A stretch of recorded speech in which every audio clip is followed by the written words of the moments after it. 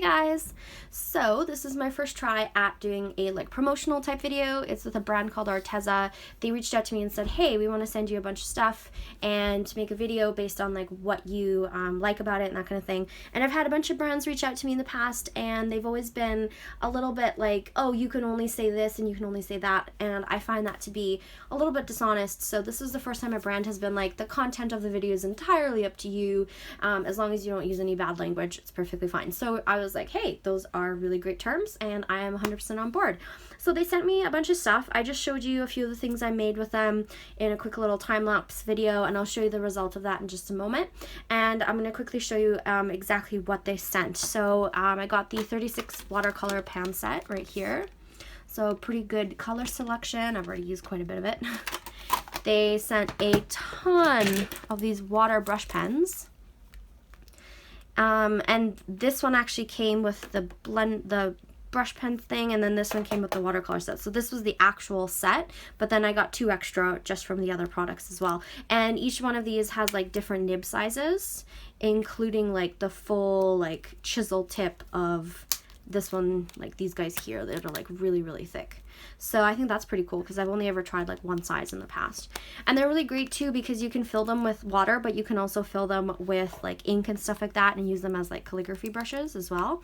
So they're really great for on the go, painting and things like that, but they have a ton of different purposes, which is pretty awesome.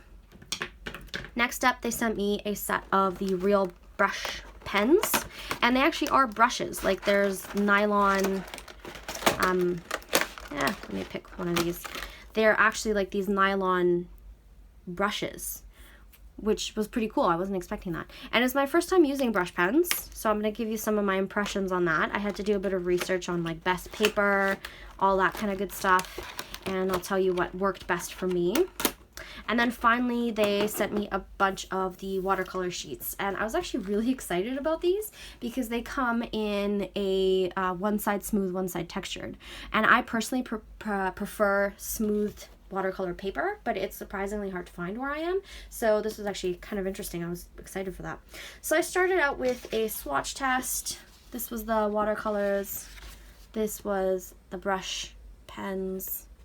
And then I did a quick color wheel with face, because why not? I was really excited about the brush pens. You can get some really nice colors on there, and lots of great gradient from it, from adding a little bit of water. So I was actually super excited about using the brush pens. So I'll show you the watercolor ones I did first, just so I can get that out of the way. So this is using the textured side of the paper. This is using the smooth side of the paper. And I would say that the watercolor set was really good. I would say it's a student grade quality. It would be something if you were trying out watercolor for the first time, or if you want to gift it to someone who wants to try watercolor out, definitely really great for the price point. And I don't really have any objections. I think that they were great. They weren't as saturated as I was hoping they would be. I prefer a much more saturated, much more pigmented kind of paint. But that's also totally fine, because all you really just need to do is just use a lot more paint than you use water. So just keep that in mind if you're someone who's tried out watercolors before, but really just experiment and see what works best for you. At the end of the day, it always comes down to that. And then the brush pens, these are the projects I tried out. So this is the first one. This guy here is Demon Girl, and then this one here was the second one. And this is where I sort of ran into a few issues. So for me, my main concern, my main problem was that I just couldn't get enough juice out of the pens. It's specific to certain colors, I find. You can see up here with the yellow, it's a little patchy, and also the pink part of her skin down here. It seems to be the worst with yellows, the pinks and peaches, some of the blues as well. But then other colors are very, very nice and heavy with the ink coming out of them. So the black, a lot of the grays were really good as well. The oranges and the reds were pretty good. So I just find that certain brush pens just weren't giving me any ink. So it was really weird. I thought maybe I would let gravity do the hard work for me. So I left them nib side down overnight for I think 2 nights, thinking like, okay, then I'll get like the ink down to the nib. But it didn't really seem to make any impact at all. So I did this one first, and then I did this one 2 days later. And like I said, I just couldn't seem to get any ink out of the, specifically some of the blues. So that was like sort of my main concern with them.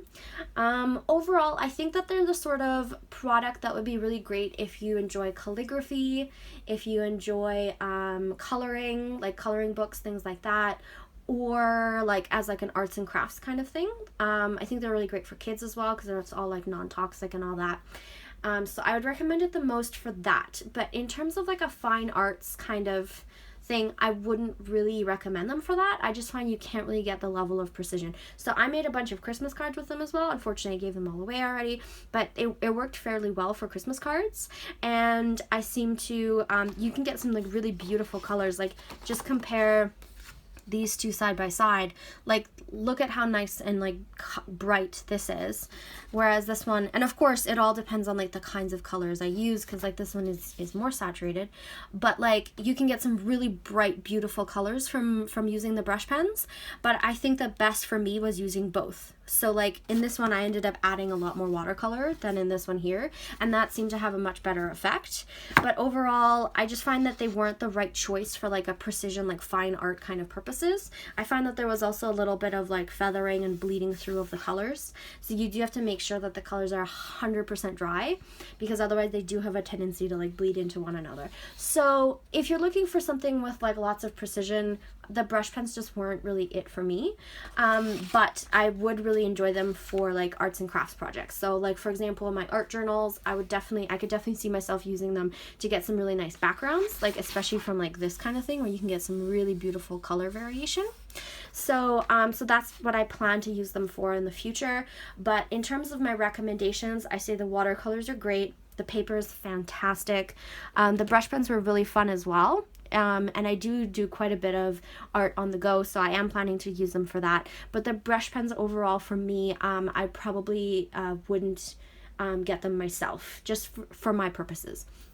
So overall, that's going to be like my review / thoughts on the products that they sent me.